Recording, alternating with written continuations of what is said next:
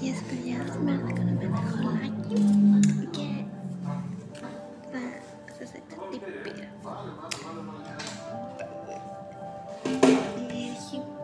Πήρα ένα κουτί χρωματιστρατόδοξης τέφρας για να βάλουμε μέσα κάτι μωράκια που δεν θα σας πω τι είναι.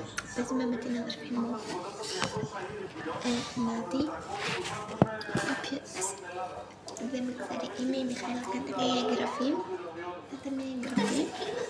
Πήραμε ένα κουτί,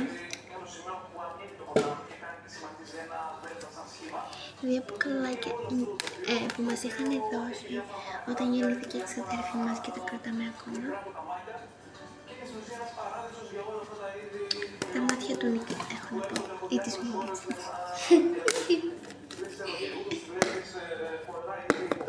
Nie ξαδέρφη, όνιο μη ξαδέρφη, στο βρίσκεται. Λοιπόν, έχουμε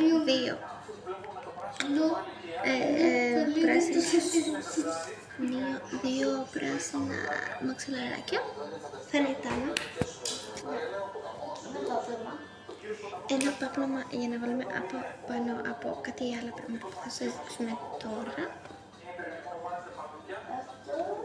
Έχουμε άλλο ένα μαξιλάρι, δεν ξέρω γιατί, 3 μαξιλάρια και ένα για να κρατάει τους τέτοιο. Μακάρι να έλεγε Νόα. Μακάρι να έλεγε. Έχουμε τα παπλώματα, ένα που έχουμε κάνει